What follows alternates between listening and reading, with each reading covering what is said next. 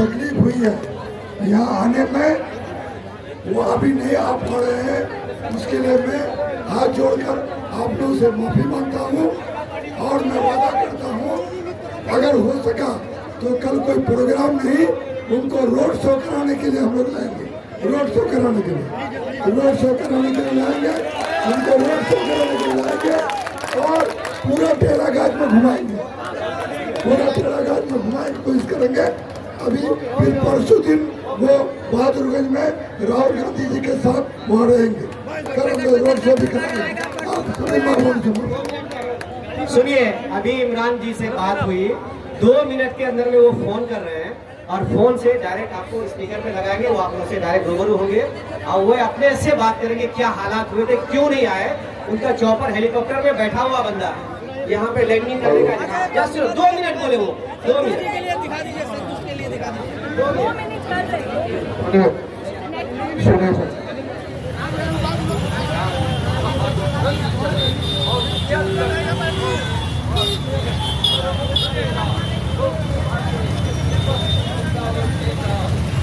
प्रधानमंत्री श्री राहुल गांधी का इस्तेमाल करें। सर आप माइक पे हो, बात कीजिए, स्पीकर पे है फोन। अस्सलाम वालेकुम बहादुरगंज के साथियों। वालेकुम सलाम।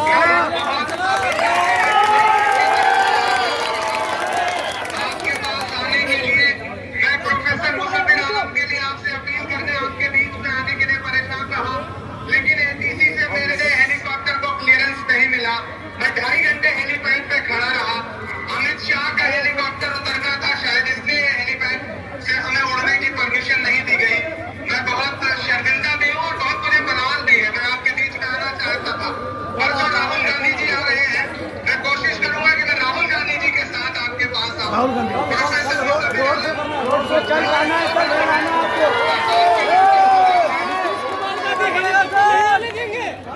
नीतीश कुमार का भी हेलीकॉप्टर नहीं आने देंगे यहाँ पर, हमारा हेलीकॉप्टर आने नहीं दिया तो सुन लीजिए ना जी, नीतीश का भी नहीं आएगा।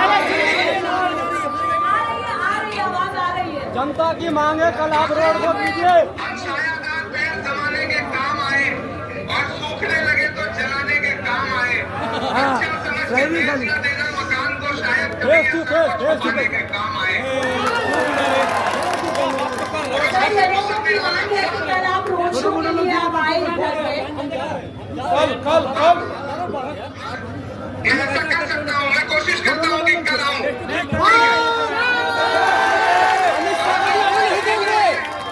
अमित शाह को भी आने नहीं देंगे। हमारा हेलीकॉप्टर रिजेक्ट कर दिया ना, हमारा हेलीकॉप्टर रिजेक्ट किया ना, अमित शाह को भी आने नहीं देंगे यहाँ पर, नहीं आने देंगे। हमारे गलत हुआ है ये, वैसा भी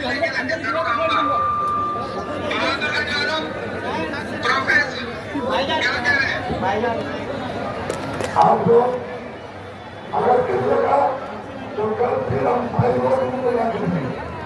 5 रोड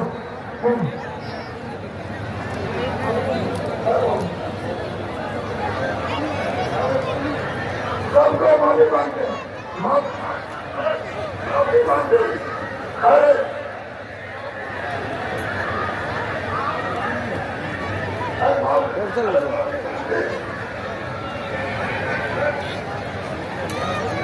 आप लोग 5 मिनट टाइम दे, 5 मिनट।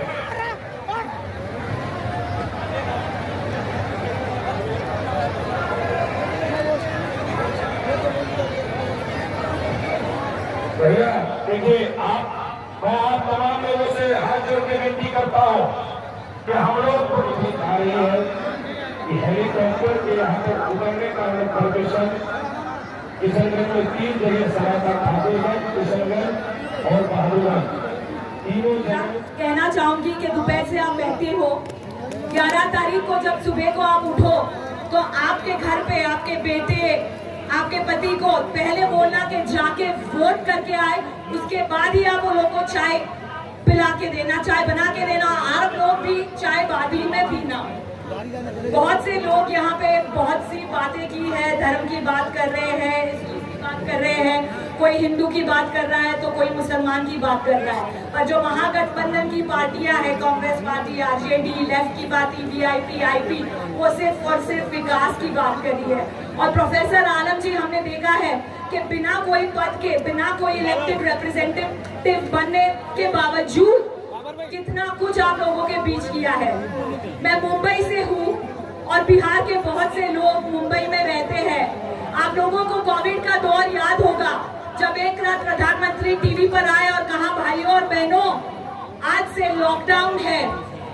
तो किस तरह के वो ट्रेन के विजुअल्स हमने देखे, आप लोगों ने देखा था ना, किस तरह आपके सगे संबंधी, आपके भाई, आपके दोस्त परेशान होकर दिल्ली और मुंबई से ट्रेन के धक्के गा रहे थे। जितने लोगों की मौत कोविड में हुई, आधे लोगों की मौत भी ऐसे ट्रेन के सफर करते करते हुई। वो सारी बातें भूलना मत, वो सारी बातें भूलना मत। और जब आप वोट करने जाओ तब याद रखना कि एनडीए की सरकार, बीजेपी और जेडीयू ने आप लोगों के साथ क्या कहा है। मैं जैन समाज से आती हूँ, यही खूबी है महागठबंधन सरकार की। गिरी जी हमारे यहाँ पे बैठे हैं, जो कांग्रेस के वरिष्ठ नेता है, वो एक हिंदू है।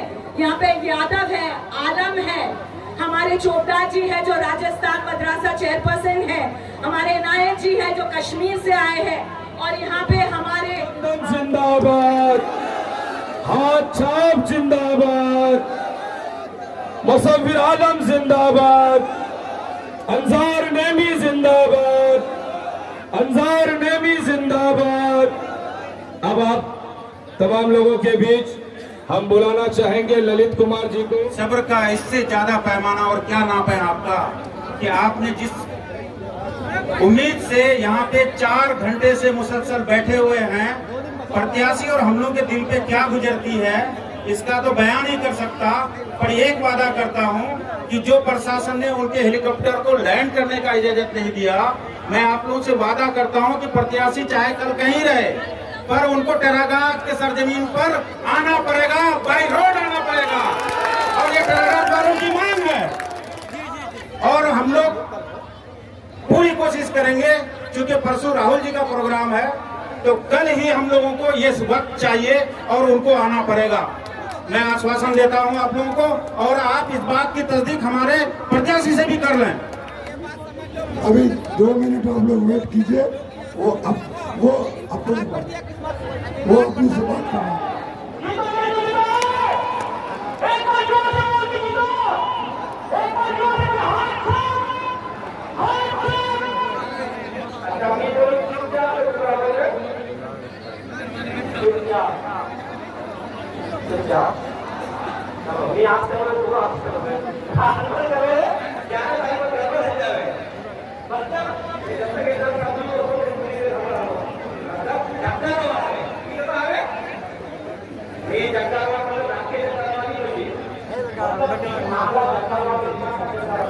क्या देखना, गुंडागर्दी बंद करो।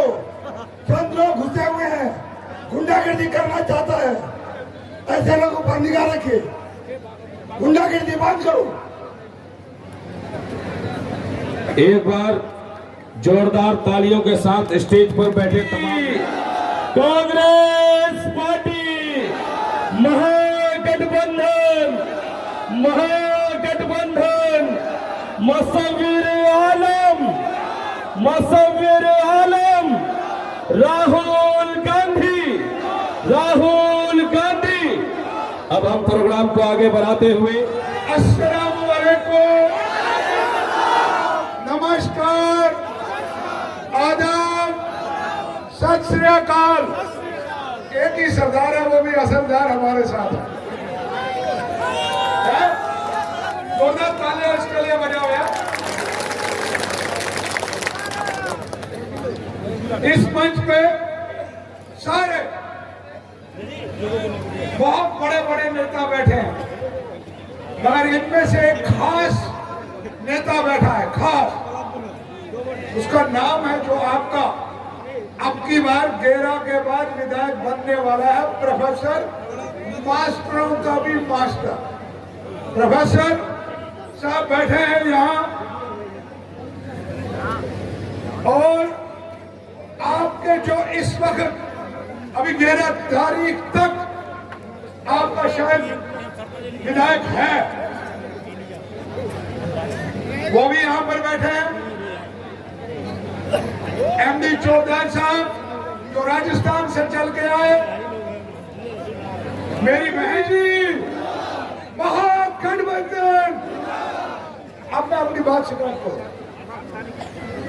स्टार्ट करूंगा मैं इस बात से। हम वोट की संख्या क्या थी, और जो ये कह रहे हैं कि मौलाना को बोलने नहीं दिए थे, उनकी वोट की संख्या क्या थी? अभी जो कह रहे थे कि वक्फ बिल के विरुद्ध में 222 सांसदों ने वोट किया, और जो हमें इसका दुहाई दे रहे हैं उनके पास केवल एकमात्र वोट था। तो पार्लियामेंट में या असेंबली में चीजें संख्या बल से तय होती हैं, किसी की भाषणबाजी से या टीवी डिबेट में बैठने से तय नहीं होती है। रो रो के सूख गया है, वो बाहर से नहीं रोता है, वो अंदर से रोता है, बंद कमरे में रोता है। या अल्लाह, मैंने क्या गुनाह किया कि ये विधानसभा मुझको इज्जत क्यों नहीं देता है, मुझ पर विश्वास क्यों नहीं करता है? मैं बार बार नदी पर वहां जाता हूँ, लोगों के सामने दामन फैलाता हूँ, मैं अपने बच्चों का जो पैसा है वो मैं इलेक्शन में खर्च करता हूँ, मैं मेरे बाप का जो जमीन था वो बेच के मैं इलेक्शन में करता था। लेकिन यहाँ बिहार में आपके बीच में जो एक लाडला जो मुसव्विर साहब आपके बीच में वोट के नाम पे जो भीख मांगे आपके सामने बैठा है, वो आपके दरवाजे पर कई बार आया होगा। वो नाम से ही आप समझ गए होंगे मुसव्विर साहब, जो आपके दरवाजे पर एक बार नहीं कईयों बार आया भीख मांगने के लिए, लेकिन आपने उसे उलटा दिया कि जाओ अच्छा टिकट लेके आओ। फिर दोबारा आया, ठीक है मियां इस बार नीचे, अगले बार आओ। एक फकीर जब एक बार आता है तो कुछ ना कुछ उसको दे देते हैं, लेकिन ये बेचारा आपके दर पे भूल झाँक के बार बार आया, लेकिन उसको मायूस किया। इस बार कांग्रेस ने उसको टिकट दिया है, इस बार खुदा के वास्ते मायूस मत करना, वरना ये कफन पहन लेगा और हम लोगों को कोई माफ भी नहीं करेगा, आने वाला जनरेशन माफ नहीं करेगा। ये मुसव्विर साहब हम लोगों के लिए सिपाही का काम करेगा। हम लोगों को कैसा विधायक चाहिए? जो हेलीकॉप्टर में उड़े, जो बड़ी बड़ी गाड़ियों में चले, जो सिलीगुड़ी में होटल खोले, दिल्ली में मकान खरीदे। हमें ऐसा नहीं चाहिए। आपके पूर्व विधायक जो बार बार बोलते हैं कि हम 17 साल से राज कर रहे हैं, आपके सेवा नहीं राज कर रहे हैं, आपके मुंह पे बोलते हैं हम 17 साल से राज कर रहे हैं, तो हम 4 बार के विधायक हैं, आपको लालच कर रहा है। हमें ऐसा विधायक नहीं चाहिए। हमें ऐसा विधायक चाहिए जो यहाँ पर टंकी की चोट पे कहे कि तुम जाओ वीडियो ऑफिस, लेकिन सीना तान के जाना, तुम जाओ थाना सीना तान के जाना। अगर वहां का कर्मचारी तुमको आग दिखाए तो बोल देना कि मेरा नेता का नाम है मुसव्विर आलम, तुमको यहाँ से रेपा नदी पार कर देंगे। हमें ऐसा विधायक चाहिए।